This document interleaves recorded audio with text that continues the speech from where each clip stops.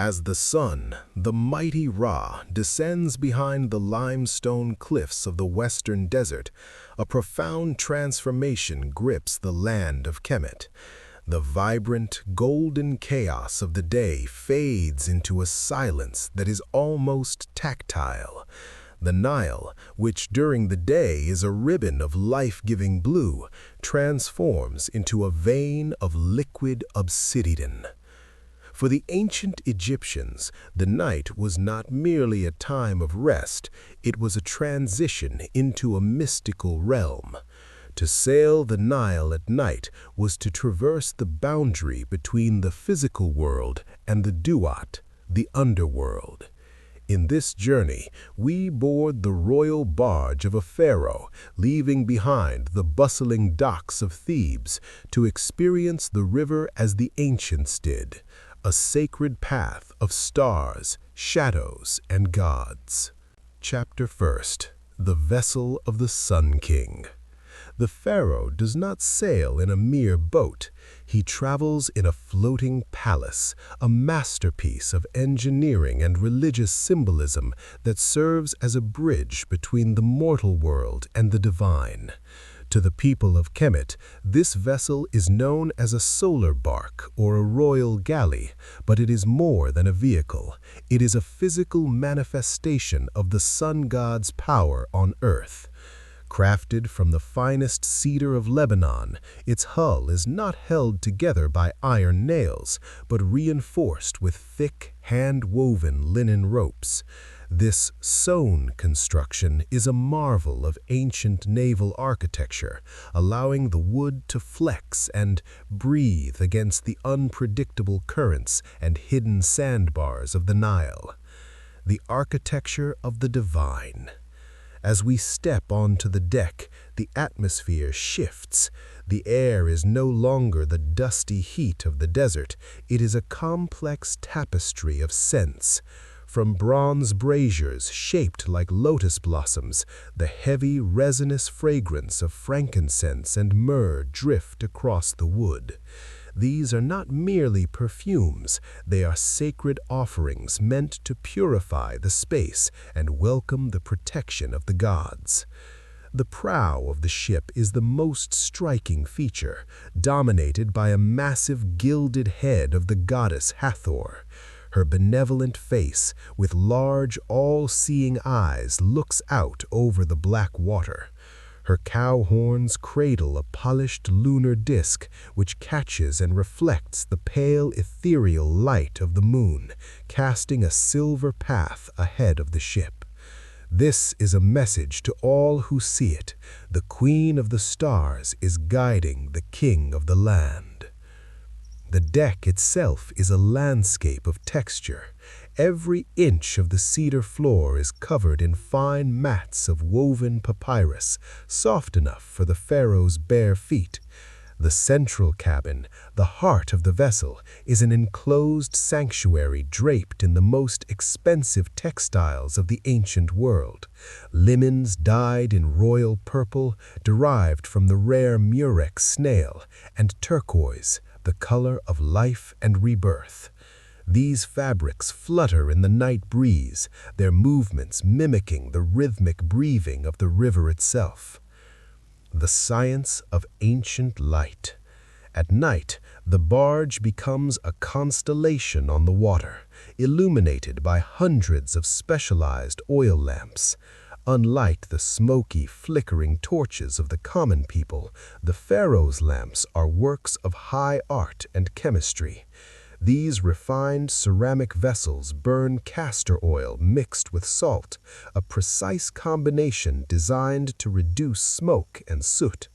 The result is a steady golden glow that emanates from the ship without obscuring the stars above. This light hits the thick layers of gold leaf applied to the ship's sides, creating a shimmering effect that makes the vessel appear to be glowing from within. To an observer on the shore, the barge does not look like wood and fabric. It looks like a second sun fallen to the earth, defying the darkness of the night. The rhythmic pulse, the heartbeat of Kemet. Below the main deck, in the shadowed belly of the ship, lies the engine of the monarchy. Here, 60 rowers, the elite of the Egyptian navy, move in a choreography that has been perfected over dynasties. These men do not row in silence, they move to the cadence of a master chanter, whose low, rhythmic voice keeps time with a small percussion instrument. Their oars, tipped with polished copper, strike the water in perfect unison.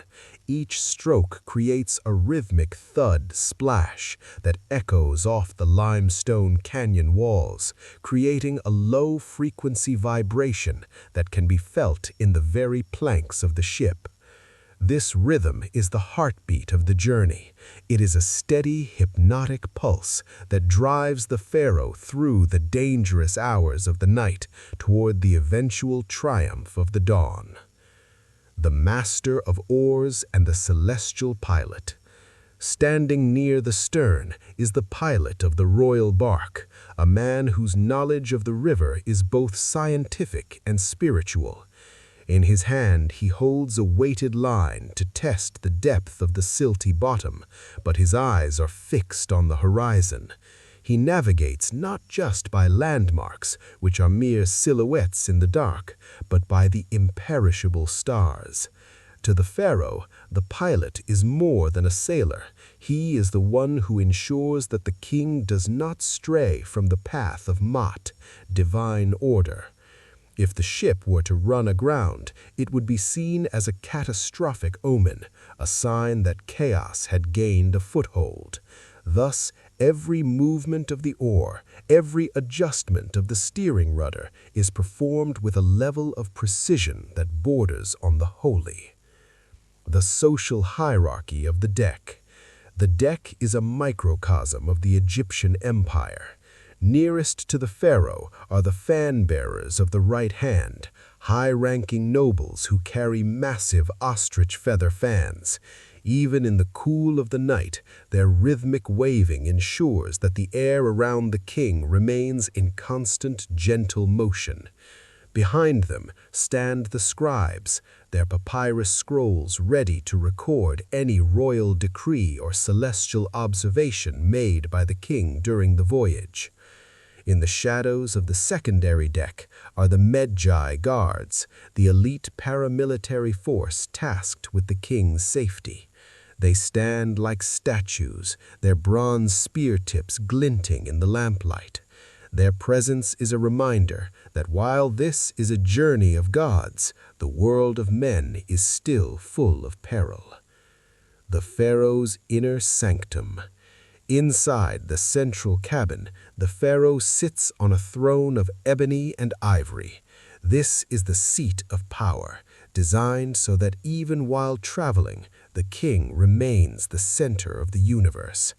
The furniture around him is light but opulent. Folding stools with feline legs, tables inlaid with blue lapis lazuli, and alabaster jars containing cool water from the high Nile.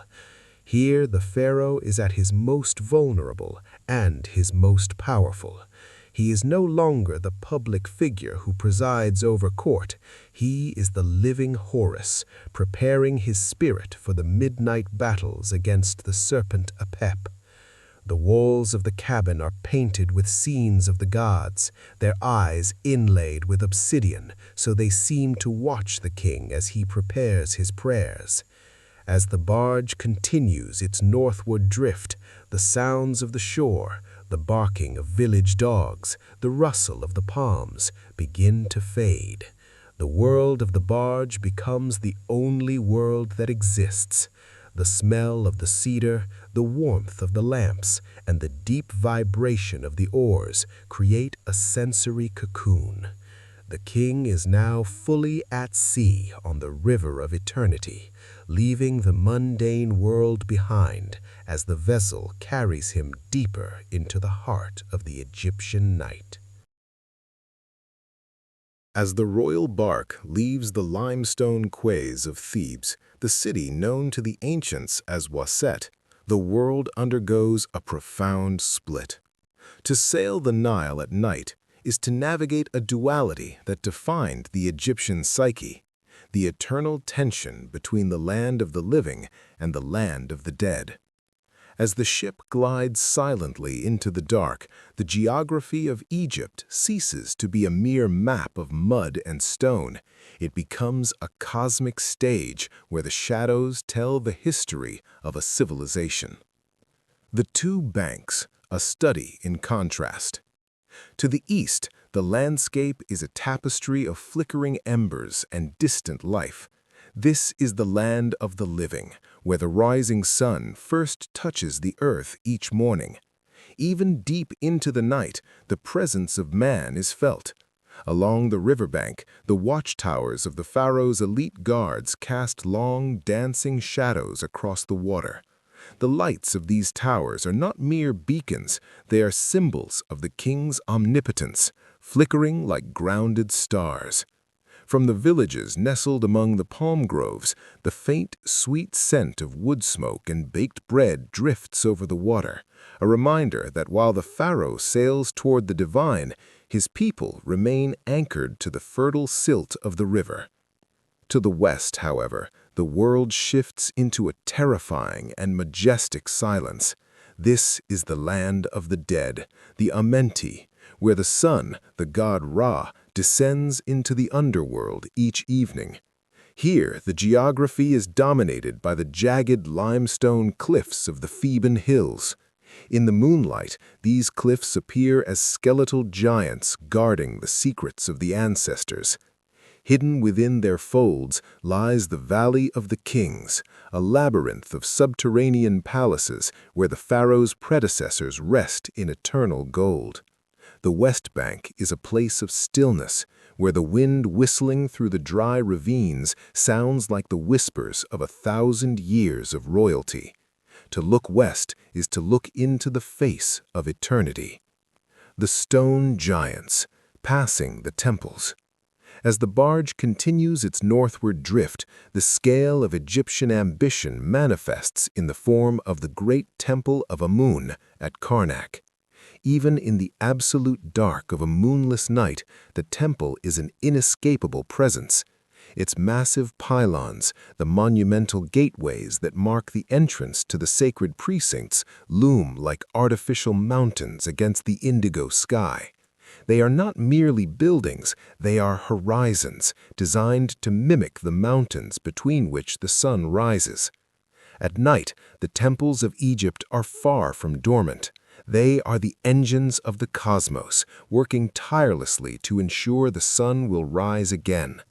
As the barge glides past the sacred quays, the air vibrates with a sound that is both haunting and deeply grounding, the chanting of the Unut, the hour priests.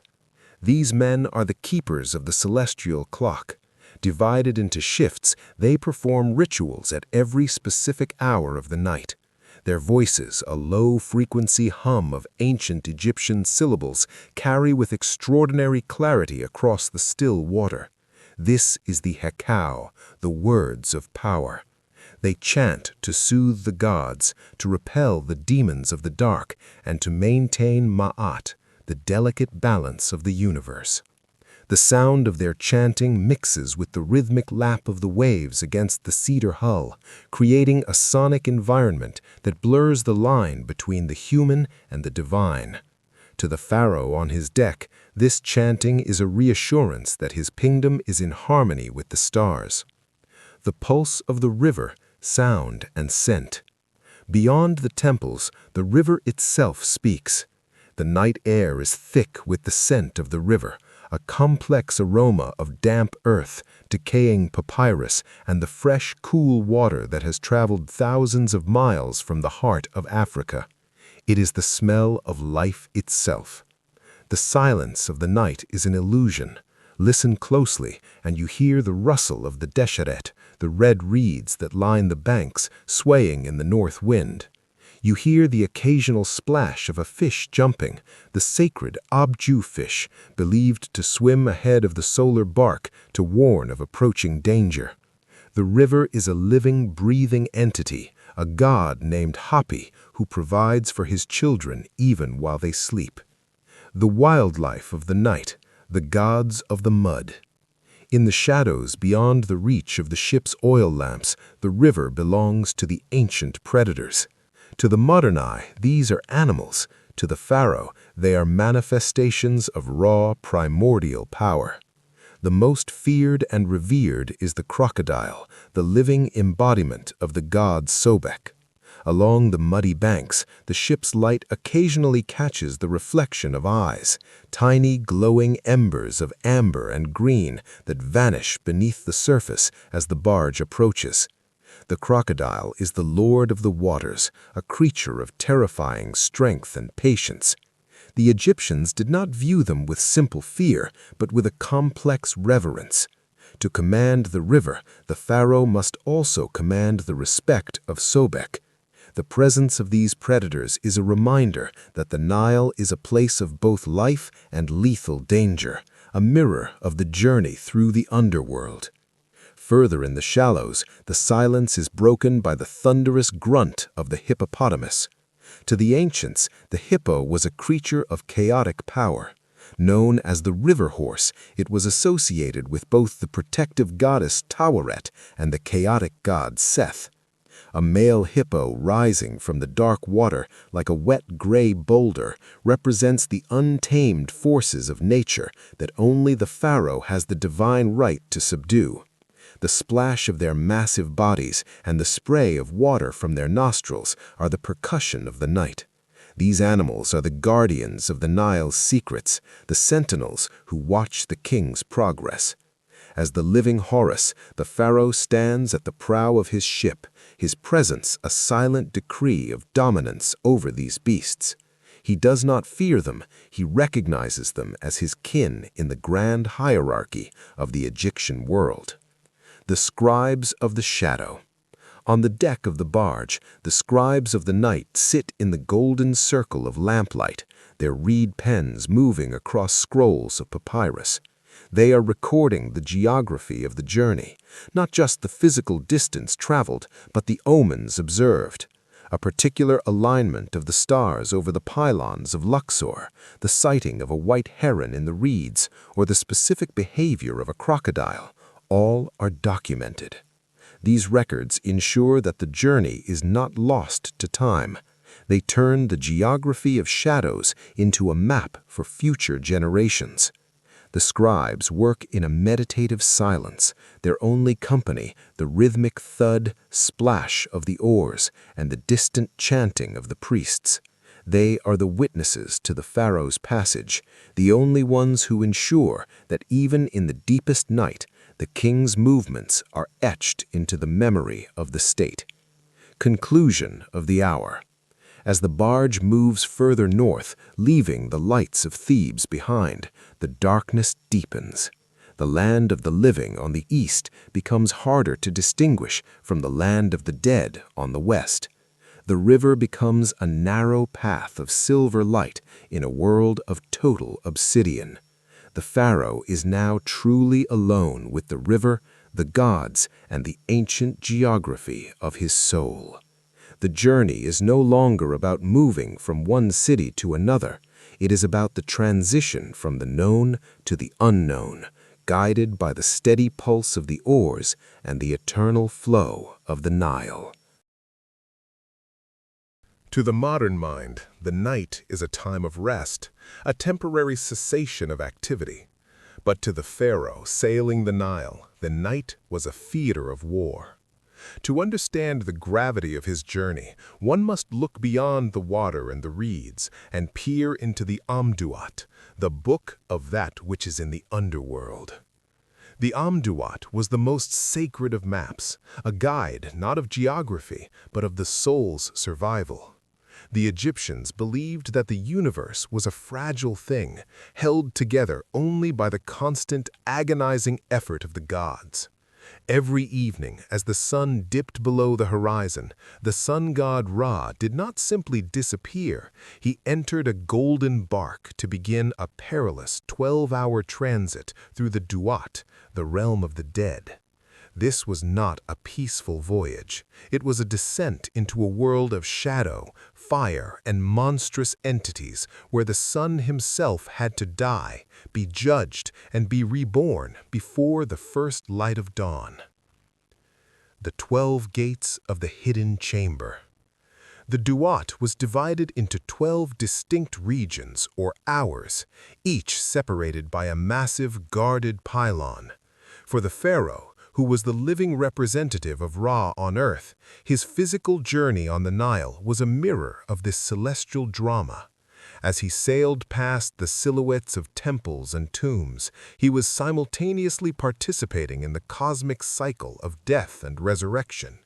He was not a passenger, he was a co-creator of the morning. Each hour presented a new trial, a new gate guarded by terrifying deities with names like She Who Dances in Blood or the One Who Swallows the Shadows. To pass through these gates, the Pharaoh and Ra had to know the secret names of the guardians. This knowledge was the ultimate power. To name a thing in ancient Egypt was to control it. The fourth hour. The desert of fire and the serpent boat. By the fourth hour, the lush greenery of the Nile's banks in the spiritual realm vanished, replaced by a landscape of absolute desolation. This was the region of Rostau, the kingdom of the falcon-headed god Sokar. In the Amduat, the river here runs dry. The path of the sun is blocked by shifting sands and a desert of jagged rocks and eternal flames. In this region, the golden bark could no longer float. To continue the journey, a miraculous transformation occurred. The boat itself became a living serpent. This was the serpent of the earth, whose undulating body allowed the solar crew to glide over the dunes of fire. For the Pharaoh, this hour represents the necessity of transformation. It is the moment in the journey where the old ways no longer work, where the king must shed his skin like a snake to navigate a world that has become hostile and unrecognizable. The imagery of the boat serpent moving through the sand is one of the most striking in Egyptian mythology, symbolizing that even in the absence of life-giving water, the divine will find a way to move forward. The Pharaoh, standing at the prow, would feel the heat of the spiritual fires, his presence ensuring that the breath of life remained, even in the heart of the desert. The midnight crisis. The seventh hour and the great serpent Apep. The climax of the night occurs during the seventh hour, the hour of the abyss. This is the midnight of the soul, the point furthest from the light of the previous day and the hope of the coming morning. It is here that the greatest enemy of existence awaits, Apep or Apophis. Apep was not a god, but a primordial force of Isfet, chaos and non-existence. He was a serpent of impossible scale, miles long, whose very gaze could paralyze the gods. Apep did not wish to rule the world, he wished to unmake it. Every night, he lay in wait at the darkest bend of the river, his goal to swallow the Nile and halt the progress of the Solar Barque forever. If he succeeded, the sun would never rise, time would stop, and the universe would dissolve back into the watery void of the beginning. As the barge enters the seventh hour, the water becomes turbulent, the air grows cold and foul. Apep rises from the depths, his coils wrapping around the spiritual river, drinking the water dry to ground the ship. Hekau, the science of sacred speech. It is at this moment of absolute peril that the Pharaoh's true purpose is revealed. He does not reach for a sword, he reaches for his voice. He performs the Hekau, the words of power. In ancient Egypt, Hekau was the primordial energy that the Creator used to bring the world into being. It is the bridge between thought and reality. Standing at the prow of the bark, the Pharaoh recites the ancient spells found in the book of overthrowing Apep. His voice, resonant and steady, vibrates through the duat. He does not speak as a man, he speaks as a god. He commands the limbs of Apep to be bound. He commands the serpent's eyes to be blinded. Beside him, the goddess Isis uses her own formidable magic, and the god Set, the deity of storms and strength, stands at the front of the boat to strike the serpent down with a golden spear. This is why the pharaoh's journey on the Nile was so vital to the Egyptian people. They believed that without the king's ritual participation, without his baritone voice echoing the sacred spells, the forces of chaos might actually win. The pharaoh's night voyage was an act of cosmic salvation. Each time he successfully navigated the seventh hour, he secured another day of life for every man, woman, and child in the Nile Valley. The path to regeneration, hours 8 through 11. Once Apep is defeated and his coils are cast back into the abyss, the tension of the night begins to shift. The river returns. The later hours of the night are focused on the preparation for rebirth. In the 9th and 10th hours, the Solar Barque passes through regions filled with the blessed dead. Here, the pharaoh witnesses the regeneration of the souls who have lived according to Ma'at, truth and justice. The gods of these hours provide Ra with fresh linen and new weapons, and the crew of the bark is reinforced by the rowers of the sun, spirits who pull the vessel with renewed vigor. The 11th hour is the time of the Lady of the Boat, where the first hints of light begin to permeate the edges of the duat. The pharaoh observes the stars being born and the reddening of the sky beginning in the distance. The transformation is nearly complete. The flesh of the sun, which had grown old and tired, is being infused with the vitality of the primordial waters. The final hour, the mouth of the world. In the 12th hour, the journey reaches its breathtaking conclusion. The Solar Barque enters the tail of a colossal serpent known as the Life of the Gods. The boat travels through the entire length of the serpent's body, symbolizing a final purification. When Ra and the pharaoh emerge from the serpent's mouth, they are no longer the tired travelers of the night. They have been reborn. Ra emerges as Khepri, the scarab god of the morning sun, pushing the disk of the sun over the horizon. The pharaoh, stepping off his royal barge as the first rays of dawn touch the temples of Thebes, has successfully navigated the mythology of the dark. He has faced the fire of Sokar, defeated the void of Apep, and commanded the very fabric of reality with his voice. As the Nile turns from the black of obsidian to the blue of the morning sky, the people of Egypt wake up to a world that has been saved once again. The pharaoh's night at sea was not a dream. It was the labor that allowed the world to exist for one more day. As the royal bark moves further into the heart of the Egyptian night, the world of men recedes and the world of the cosmos takes its place. In the modern era, we are often separated from the majesty of the heavens by the persistent glow of electric light. But to the pharaoh and his court, the sky was not a distant, silent void. It was a living, breathing map, a sacred text written in light. On a clear night in the Nile Valley, away from the hearth fires of the villages, the sky is so densely packed with stars that they seem to exert a physical presence, casting faint, ghostly shadows across the cedar planks of the deck. To navigate the Nile at night was to navigate the soul of Egypt itself. This was the domain of the Imi Unut, the Watchers of the Hour. These were not mere sailors, but astronomer priests who had spent lifetimes memorizing the movements of the celestial bodies. For them, the river below was a mirror of the river above, and the success of the pharaoh's voyage depended entirely on their ability to read the Seba, the stars. The Watchers of the Hour, master cartographers of the sky. On the elevated observation deck of the bark, the watchers of the hour stand in silence. They are clad in finest white linen, their heads shaved to represent purity, and their eyes fixed upward. In their hands, they hold the tools of a science that was already ancient when the Great Pyramid was built. The most vital of these is the merket, a plumb line attached to a wooden handle.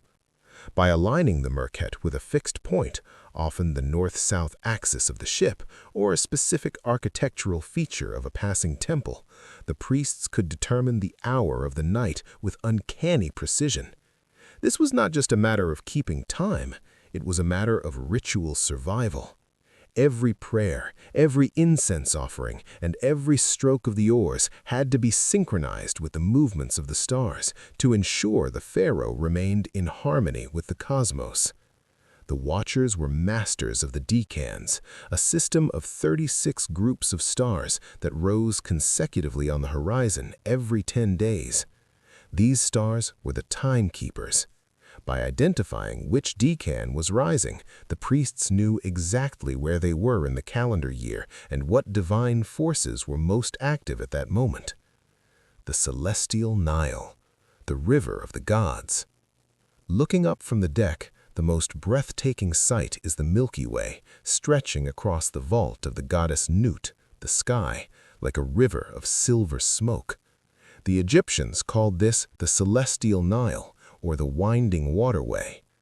In their mythology, the Nile that flowed through the mud of Egypt was merely a physical shadow of this greater heavenly river.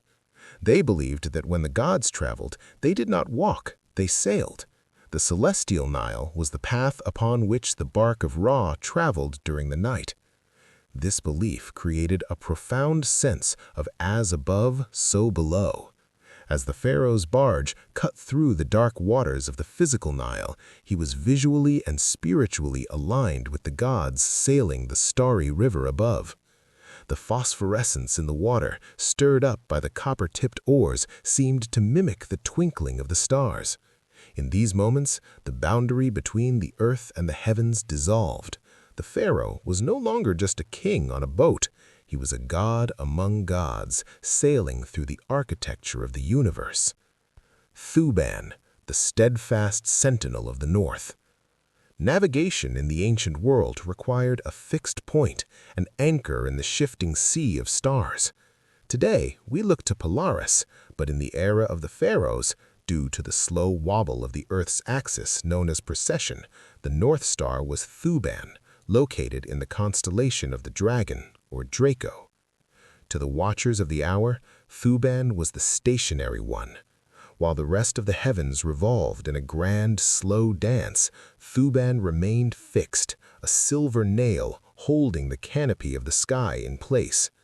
The pilot of the royal bark used Thuban as his primary compass. By keeping the prow of the ship aligned with this star, he ensured the vessel maintained its northern course toward the delta. But Thuban was more than a navigational aid, it was a theological symbol. It represented stability in a world of change. The pharaoh, as the bringer of order, sought to emulate the North Star, fixed, unmoving, and eternal amidst the chaos of the night. The imperishable stars, the goal of the soul.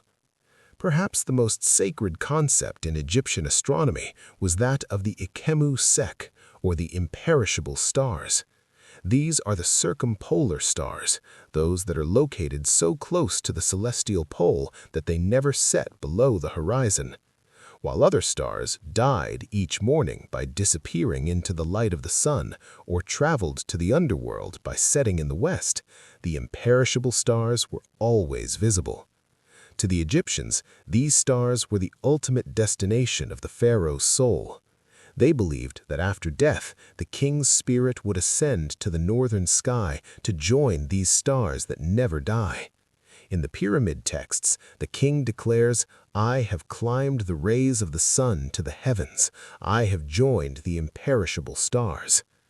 As the king sits on the deck of his barge, looking up at the northern sky, he is looking at his future. He sees his ancestors, the great kings of the Old Kingdom, shining down upon him. The night journey on the Nile is, in a sense, a rehearsal for this final ascent.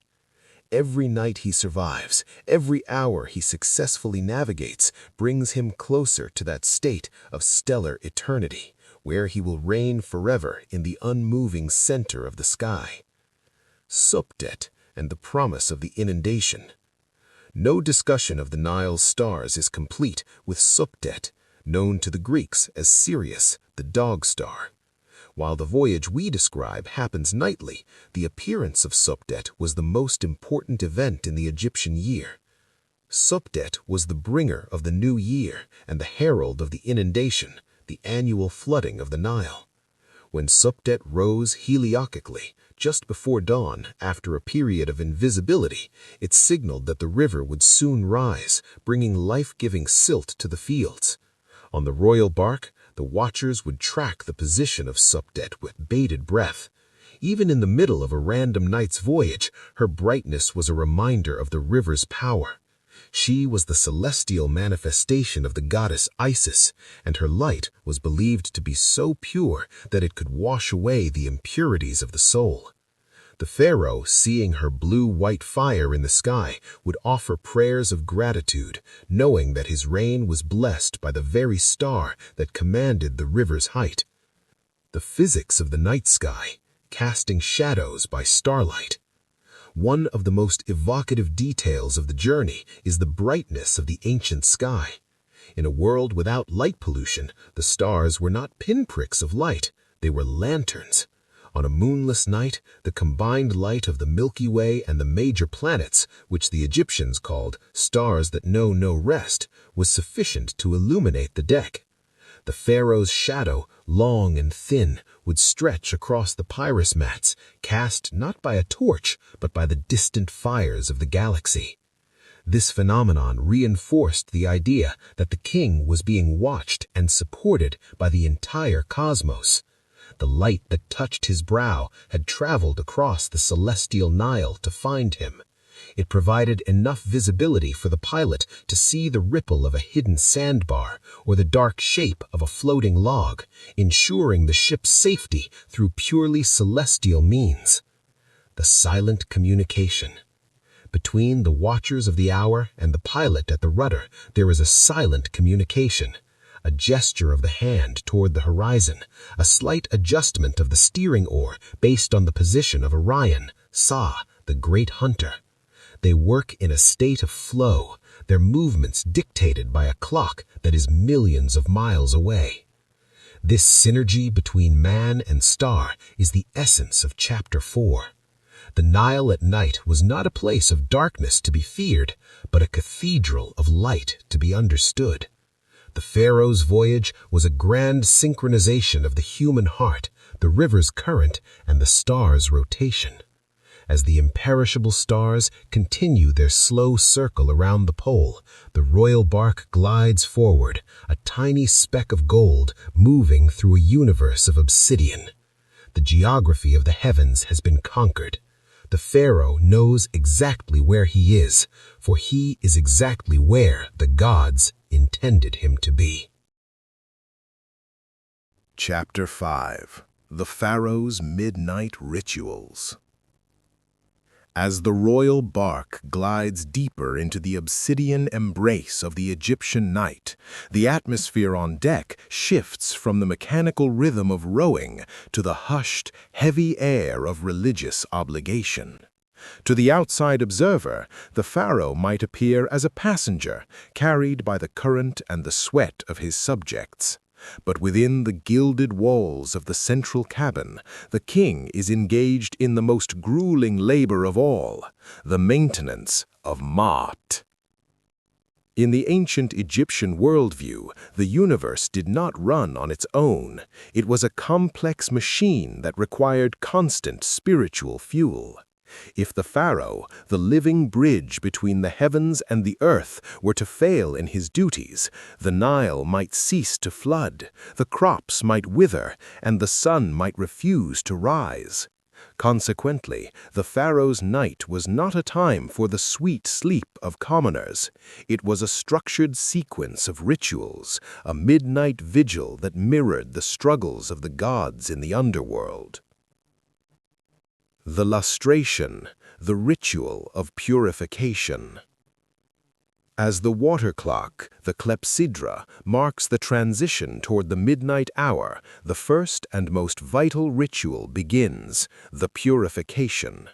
In Kemet, purity was not merely a matter of hygiene, it was a prerequisite for divine communication. A king could not speak to the gods if he carried the dross of the physical world upon his skin. The pharaoh stands in a small alabaster-lined chamber at the rear of the main cabin. Here, the Sem priests, their heads shaven and bodies rubbed with oils, perform the lustration.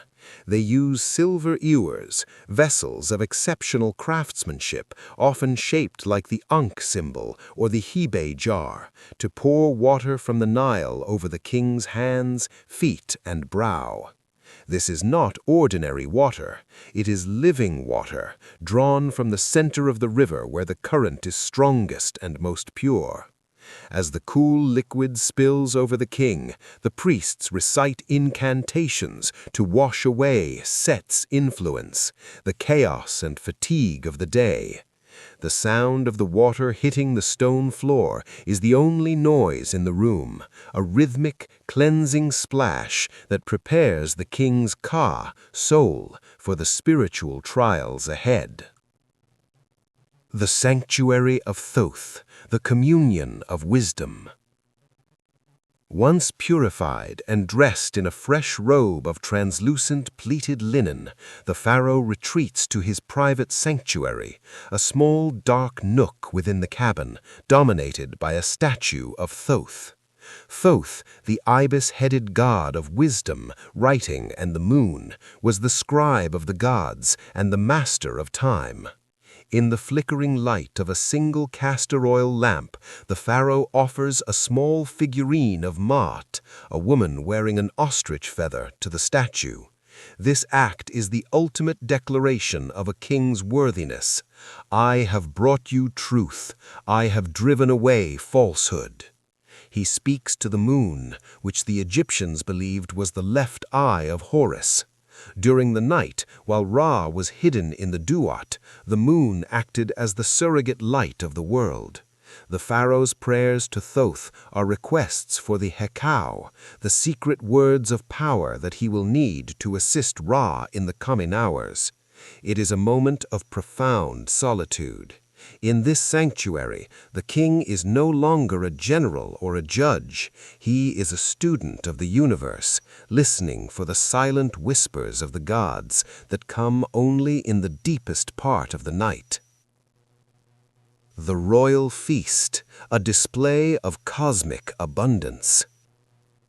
While the pharaoh's soul is being nourished by prayer, his body must be sustained for the physical demands of his role.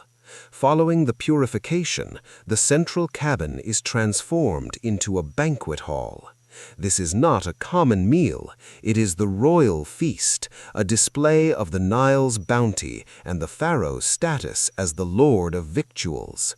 The table, carved from dark ebony and inlaid with blue lapis lazuli, is a landscape of culinary art. The scents are overwhelming, the earthy aroma of roasted meat, the sweetness of honey, and the sharp, bright tang of pomegranates. The meats, the centerpiece is often a roasted prime ox or waterfowl, geese and ducks caught in the delta marshes, marinated in desert herbs and slow-cooked over charcoal fires on a separate kitchen tender that follows the royal barge. The fruits of the silt, golden baskets are piled high with sycamore figs, dates from the oases, and pomegranates whose seeds looked like edible rubies. These fruits represent the fertility of the land, a gift from the god Hapi to his faithful king. The bread of the gods. Ancient Egyptians were masters of the bakery. The royal table features dozens of varieties of bread, shaped like animals or triangles, flavored with cumin, coriander, and honey. To drink, the pharaoh is served wine from the royal vineyards of the Nile Delta or the western oases. This is not the thick, sour beer of the laborers, but a refined, aged vintage stored in amphoras sealed with the king's own cartouche. It is served in chalices made of electrum, a natural alloy of gold and silver, which makes the dark red liquid shimmer like blood under the lamplight. As the pharaoh eats, he is surrounded by his closest friends of the king, high-ranking officials who share in the feast. However, even in this moment of luxury, the atmosphere remains formal. Every gesture is governed by protocol. Every bite is a reminder of the king's wealth and his ability to provide for his people. The sacred melodies, music as a shield. No royal ritual would be complete without the sound of heaven. In the corners of the cabin, the royal musicians begin their performance. The music of ancient Egypt was not merely for entertainment, it was a form of theurgical protection. A blind harpist sits on a reed mat, his fingers plucking the strings of a massive bow-shaped floor harp. The music is low, melodic, and resonant, designed to harmonize with the thud splash of the oars outside. The harp's song is believed to soothe the king's heart and keep his mind focused on the divine. Accompanying the harp is the rhythmic shh of the sistrum. The sistrum is a sacred rattle, a metal frame with sliding crossbars that jingle when shaken. It is the instrument of the goddess Hathor. The sound of the sistrum was thought to have the power to pacify angry deities and ward off the Set animals, the evil spirits and demons of chaos that prowled the riverbanks at night. As the musicians play, female singers hum low-frequency chants. Their voices act as a sonic barrier, a shield of sound that protects the royal cabin from the terrors of the Duat. The music creates a sense of sacred time, where the stresses of the physical world are forgotten, and the king is enveloped in a cocoon of grace and power. The Midnight Decree, the scribes of the night. Even during the feast, the work of the state continues. Near the entrance of the cabin, a head scribe sits with his legs crossed, a palette of black and red ink resting on his lap. This is the time of the Midnight Decree. Between courses of the meal, the pharaoh may dictate thoughts, dreams, or orders that have come to him in the silence of the journey. He might order the release of grain from a northern granary, or commission a new statue for a temple he passed hours ago. The night provides a clarity that the bustling, noisy day denies. These decrees, written in elegant hieratic script, will be dispatched by fast-running messengers as soon as the bark docks at dawn. The transition to vigilance. As the meal concludes and the musicians fade into a soft, repetitive refrain, the pharaoh prepares for the final, most dangerous phase of the night. The opulence of the feast is cleared away. The friends of the king retire to their own quarters. The pharaoh stands alone once more. The purification, the prayer, the food, and the music have all served a single purpose: to fortify him. He is now physically strong and spiritually pure. He is ready to take his place at the prow of the ship for the 7th hour, the moment when the myths of the dark become the reality of the river. The lights in the cabin are dimmed, leaving only the steady blue-white glow of the stars and the golden embers of the braziers. The pharaoh steps out onto the deck, the night wind catching his linen robes. The feast is over. The battle for the morning is about to begin. As the royal bark continues its rhythmic journey northward, the river begins to widen, and the air grows colder, carrying the scent of the desert's vast, arid emptiness. We have left behind the dense palm groves and the bustling temple complexes of Middle Egypt. We are entering the sacred precinct of Memphis, the ancient white walls that served as the anchor of the Old Kingdom. Here, the night reaches its deepest, most profound point, the dead of night, where the veil between the physical world and the eternal realm is at its thinnest. It is in this hour of absolute stillness that the horizon itself begins to shift. At first, it is merely a jagged interruption of the stars, a darkening of the sky that feels heavier than the surrounding gloom. But as the barge rounds a long, silty bend in the Nile, the silhouettes sharpen. Emerging from the darkness like the triangular shadows of the gods themselves are the Pyramids of Giza. The silver peaks, mountains of light. To the modern traveler, the pyramids are weathered giants of tan and gold, their rough surfaces a testament to the erosion of millennia. But to the Pharaoh sailing past them at midnight, they are an entirely different spectacle. In this era, the Great Pyramids are not yet ruins, they are pristine. They are encased from base to summit in polished white Tura limestone, fitted so precisely that the seams are invisible even to the sharpest eye. Under the light of a full moon, the effect is nothing short of supernatural. The pyramids do not look like stone, they look like mountains of solid silver rising out of the black earth. The polished limestone acts as a mirror, catching every stray beam of moonlight and reflecting it back into the sky. They seem to glow with an internal radioactive light, casting a shimmering luminescence across the surface of the Nile that outshines the ship's own oil lamps. The Pharaoh stands at the prow, his hand gripping the cedar railing. He looks up at the Pyramid of Khufu, the largest of the three. It is a perfect geometric manifestation of the sun's rays, a benben stone scaled to the size of a mountain. To the Egyptians, these were not just tombs, they were resurrection machines.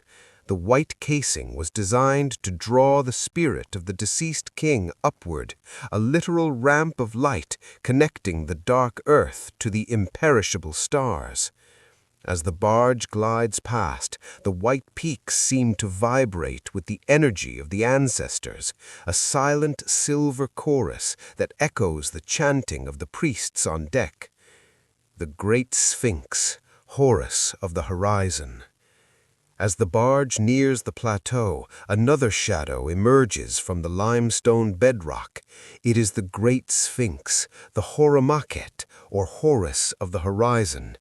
In the ancient world, the Sphinx was not the sand-colored monolith we see today.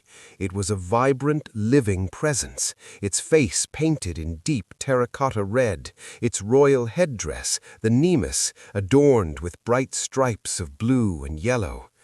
In the moonlight, the Sphinx's painted face becomes eerily lifelike. Its massive eyes, carved to catch the first rays of the rising sun, seem to watch the royal bark with a predator's patience. It sits in a state of eternal vigilance, a lion's body with a god-king's mind, guarding the entrance to the necropolis. The Pharaoh gazes into the Sphinx's face, recognizing the features of his distant kinsman. There is a silent exchange of power between the living king on the water and the stone king on the sand. The Sphinx represents the union of physical strength and divine wisdom, the very qualities the Pharaoh must embody to survive his own journey through the night. Sailing past these monuments, the Pharaoh is struck with a profound sense of historical weight. The pyramids of Khufu, Khafre, and Menkaure have already stood for 1,000 years. They are the elders of the landscape, the physical proof of a lineage that stretches back to the dawn of time. The pharaoh is reminded that he is not a solitary ruler, but a single link in a golden chain. He is a bridge. Behind him lies the ancient past, the era of the pyramid builders who commanded the very stones of the earth to rise. Before him lies the eternal future, where his own name and deeds will be weighed by the gods. The proximity of the pyramids provides a moment of perspective. The political intrigues of the court, the threats of foreign invasion, and the administrative burdens of the crown seem small in the shadow of these silver peaks. Here, amidst the silence of the Memphis Plateau, the pharaoh realizes that his true purpose is not merely to rule for a lifetime, but to maintain the continuity of Kemet. Like the pyramids themselves, he must stand firm against the winds of chaos, providing a stable center for his people. The engineering of the sacred landscape. The placement of these monuments was no accident. The watchers of the hour on the ship's deck observe how the apex of the Great Pyramid aligns perfectly with certain constellations as they pass. The entire Giza Plateau is a celestial map laid out on the ground. The three pyramids mirror the stars of Orion's belt, the constellation associated with Osiris, the Lord of the Dead. As the barge navigates the currents, the pilot uses the white reflections of the pyramids as navigational beacons. The limestone is so bright that it illuminates the bank for miles, revealing the location of hidden keys and the entrances to sacred canals. For a few miles of the journey, the night is banished. The silver light of the ancestors provides a clear path, a divine green light ensuring the pharaoh's safe passage through the most spiritually significant region of his kingdom. The whispers of the old ones. On deck, the atmosphere is one of intense reverence. Even the rowers who have spent hours in a state of exhaustion find a second wind. They pull their oars with a renewed rhythmic grace, their eyes fixed on the silver mountains to the west. The chanting of the priests takes on a different tone, less about protection from demons and more about honoring the Ka of the ancient kings. The pharaoh retreats for a moment into a silent meditation. He feels the presence of Hufu and Khafre in the cool desert breeze. He imagines them in their burial chambers, their spirits already among the stars, watching his progress. He is their son, their heir, and their protector. By sailing this river, he is keeping their memory alive, and in return, their monuments give him the strength to face the coming dawn.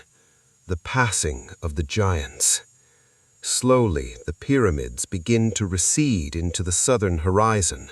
The silver glow fades, and the world returns to the deep velvet black of the Nile.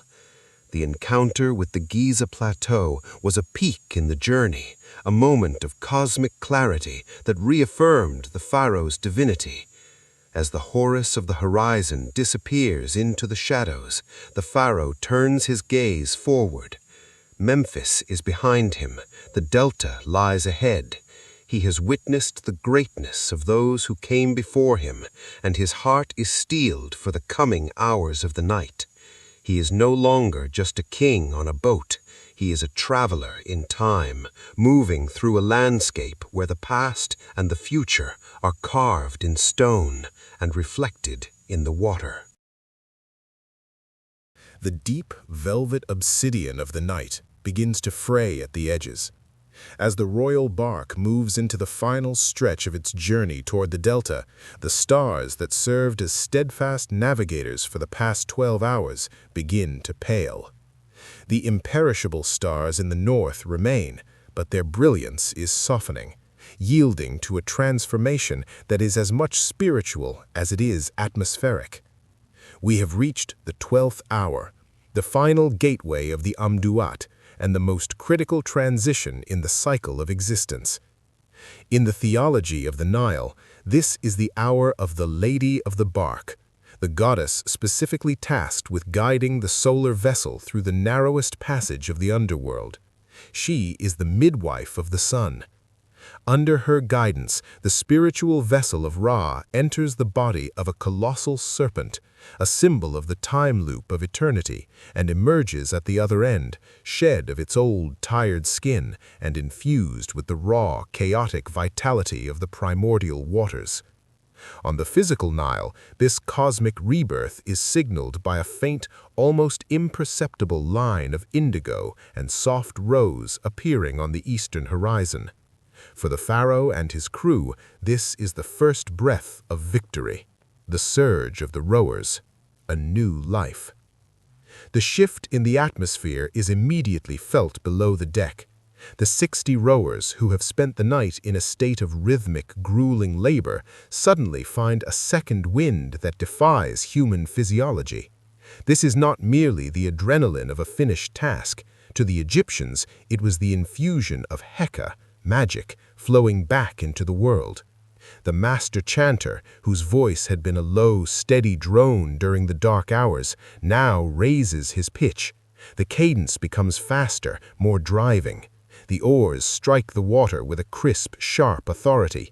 Each stroke no longer feels like a struggle against the current, but a celebratory leap forward. The copper tips of the oars catch the first pre-dawn light, flashing like silver fish beneath the surface. The rower's breath, once heavy and labored, now synchronizes with the quickening pulse of the river. They are no longer just men. They are the rowers of Ra, pulling the sun itself out of the abyss. The triumphant chant, the song of rebirth. As the light in the east deepens from indigo to a bruised purple and finally to a vibrant electric gold, the priests on the upper deck begin the hymn of the rising sun. Throughout the night, their chanting was a shield, protective, defensive, and hushed, to avoid drawing the attention of wandering demons. Now, the music is an offensive weapon of joy. The priests of the hour of the dawn strike their sistrums with a vigorous, jingling energy that symbolizes the shaking of the universe into wakefulness. The low-frequency hum of the midnight prayers is replaced by high, resonant tones. They call out the secret names of the sun god in his morning form, Khepri, the great scarab who rolls the disk of the world across the sky. The sound carries across the wide expanse of the Nile, echoing off the distant riverbanks where the birds are beginning to stir in the papyrus reeds. It is a triumphant sound that declares to the hidden spirits of the land, the king has triumphed, chaos has been cast down, the river shall continue to flow. The alchemical transformation of the water. There is a singular, breathtaking moment that occurs every morning on the Nile, one that the Pharaoh waits for at the prow of his barge. As the sun's disk, the great Ra, first breaks the line of the horizon, the water undergoes an alchemical change. For 12 hours, the Nile has been a river of shadow, a dark mirror of the void. But as the first direct ray of light hits the ripples created by the ship's prow, the obsidian dissolves. In its place comes a shimmering liquid gold. The silt-heavy water of the Nile possesses a unique reflective quality. It does not just reflect the light, it seems to absorb and radiate it. The celestial Nile above and the physical Nile below become one. The gold leaf on the sides of the barge, which had spent the night reflecting the dim oil lamps, now ignites with the fire of the sun. The vessel looks as though it is sailing upon a sea of molten metal. This is the first time, the Zep Tepi, the moment of creation being reenacted. To look upon the river at this moment is to see the world as it was when the gods first stepped onto the earth. The emergence of the living God. At the exact second the sun's light touches the gilded capstone of the barge's central cabin, the doors swing open. The Pharaoh emerges. He has discarded the simpler, protective robes of the midnight vigil. Now he is dressed in his full ceremonial regalia. His kilt is made of the finest, royal-grade linen, so white it seems to glow, pleated in a sunburst pattern that catches the light with every step. Around his neck is a heavy collar of gold, lapis lazuli, and carnelian, representing the protective wings of the vulture goddess Nekhbet. Most importantly, he wears the psent, the double crown of Upper and Lower Egypt. The white hedjet and the red deshret are united on his brow, symbolizing his absolute authority over the entire length of the river. In his hands, he carries the crook and the flail, the symbols of the shepherd and the provider. The pharaoh looks toward the east, his face bathed in the warmth of the new day. He is the living Horus, the son of Osiris, who has successfully navigated the realms of death to claim his inheritance. The fatigue of the night is gone from his eyes. In its place is a terrifying and beautiful clarity. He has survived the fire of Sokar. He has spoken the words that bound the serpent Apep. He has walked with the imperishable stars. Because he survived, his people will eat. Because he prayed, the law of Ma'at remains the law of the land. The world awakens, a kingdom restored. As the barge nears its morning destination, perhaps the royal docks of a royal delta city or the sacred key of an ancient temple, the world of the living rushes back to it. The white ibises take flight from the reeds, their wings flashing like fans against the blue sky. The hippopotamuses sink back into the mud to sleep through the heat of the day. Along the banks, the first farmers emerge from their mud brick homes to open the irrigation sluices, their voices calling out to each other in the crisp morning air. They look toward the river and see the gold and purple barge of their king gliding toward them. They do not know the details of the battle he fought in the 7th hour, nor do they understand the complexities of the Amduat, but they see the crown, they see the golden boat, and they see the sun. In the minds of the people, these three things are one and the same. The pharaoh has brought the sun to them. Conclusion: the eternal return. The journey of the Nile at night is a cycle that never truly ends. Even as the pharaoh prepares to dock and begin the administrative duties of the day, judging legal cases, inspecting granaries, and meeting with generals, the watchers of the hour are already calculating the position of the stars for the next evening. The sailing with the pharaohs is a testament to the Egyptian belief in the eternal return. They did not see time as a straight line leading to an ending, but a glorious circle. Every night is a death. Every morning is a rebirth. The Nile is the stage upon which this drama plays out, a river that carries the weight of the past and the promise of the future in every drop of its silty water. As the royal barge is finally moored and the pharaoh steps on to the solid earth of Egypt, he takes a final look back at the river. The gold of the sunrise has turned into the bright, clear blue of a Mediterranean day. The geography of shadows has retreated into the memory of the stone, waiting for the sun to set once more. The pharaoh has done his duty.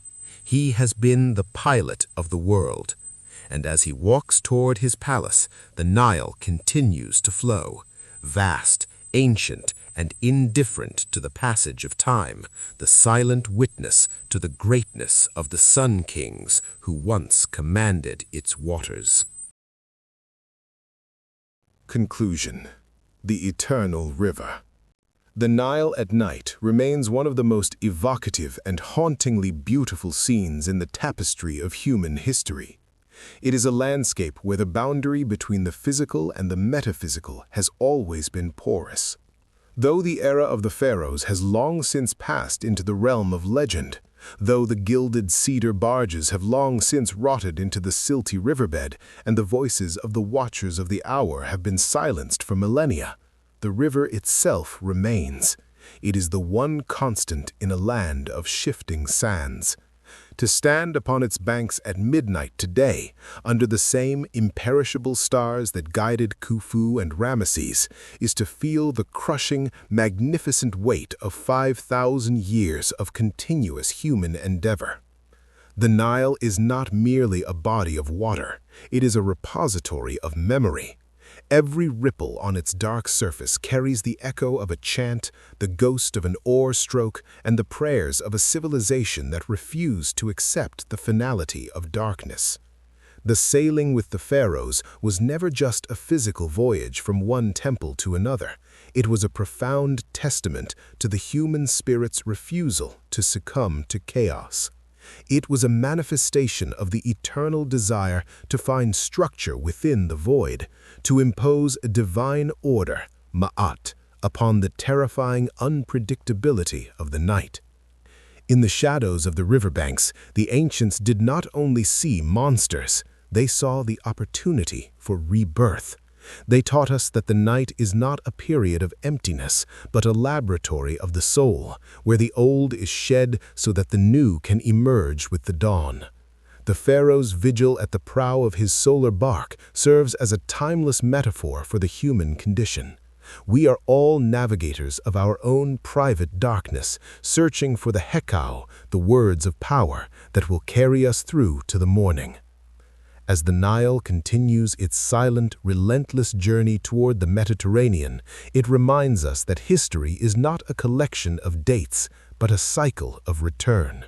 The monuments may crumble and the names of kings may be forgotten by the wind, but the fundamental truth of the Nile endures. The sun is never truly gone. It is merely traveling through the depths, gathering the strength to rise again. The story of the Nile at night is a promise whispered in the dark, a promise that no matter how deep the shadows, how fierce the serpent Apep, or how dry the fourth hour may seem, the light is inevitable. The celestial Nile above and the earthly Nile below will always meet at the horizon of the morning, and the world, in all its golden liquid glory, will always begin anew.